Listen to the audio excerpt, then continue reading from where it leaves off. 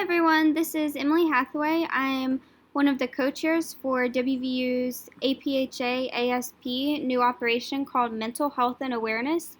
The other co-chair is Lainey Large. If you'll have any questions, feel free to reach out to us.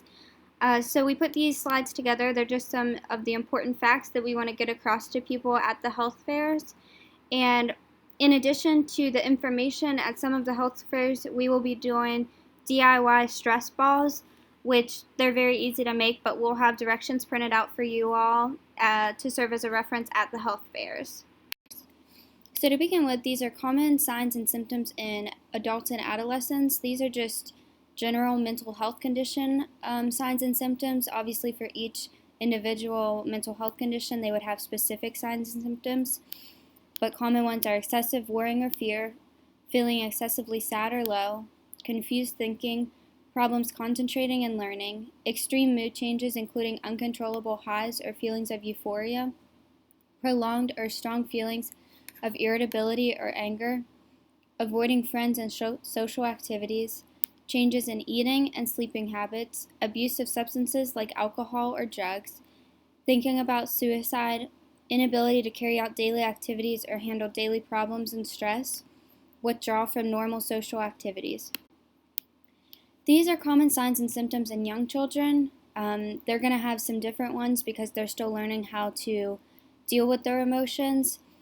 So theirs are mainly behavioral, changes in school performance, excessive worry or anxiety, for instance, fighting to avoid bed or school, hyperactive behavior, frequent nightmares, frequent disobedience or aggression, and frequent temper tantrums.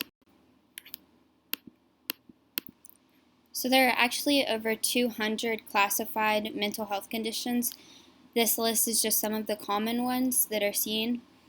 ADHD or attention deficit hyperactive disorder, anxiety disorders, which include generalized anxiety disorder, social anxiety disorder, panic disorders, and phobias about certain things. Autism, bipolar disorder, borderline personality disorder, depression, psychoses, eating disorders, dissociative disorders, obsessive compulsive disorders, post-traumatic stress disorders or PTSD, and schizophrenia. So, in order to properly combat the stigma around mental health, here are some ways. Talk openly about mental health, educate yourself and then others. Be conscious of the language you're using. This is especially important with the patients that we'll be seeing at these health fairs. Encourage equality between physical and mental illness. Show compassion for those dealing with mental illness. Choose empowerment over shame. Be honest about treatment. Don't harbor self-stigma. And if you see something, say something, whether it's a friend, classmate, family member, or someone you may not even know. Here are some tips for taking care of yourself.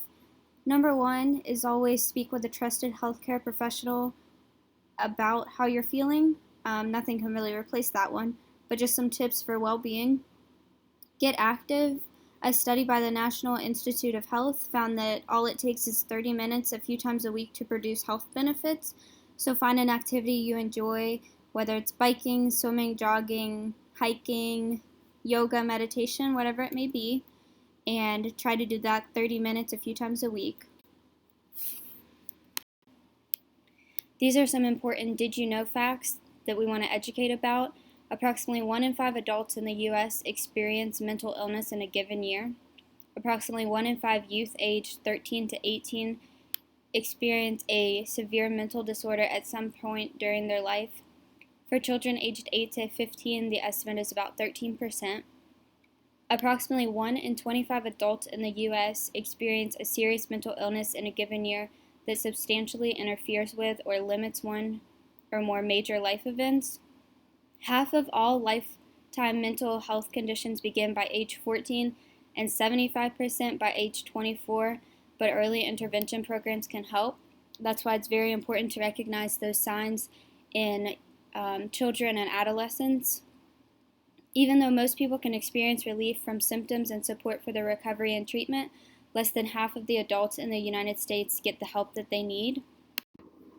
This is a really important slide, where to get help 24/7. If it's an emergent situation, contact the National Suicide Prevention Lifeline at 1-800-273-8255. There's a crisis text line through the National Alliance for Mental Illness. You just text NAMI to 741-741, which that one may appeal more to adolescent and the younger population. For West Virginia specifically, we have Help for WV. The phone number is 844-HELP-FOR-WV, or text 844-435-7498, or you can even email helpforwv at 1stchs.com. So these were just some of the important facts that we want people to know at the health fairs. They'll be listed on the poster or handouts for you to serve as a reference at the health fairs, and just to make sure that we're aware, we are not diagnosing any mental illnesses at the health fairs. These are just to spread awareness of mental health conditions and to try to help fight the stigma surrounding them. Thank you all for listening.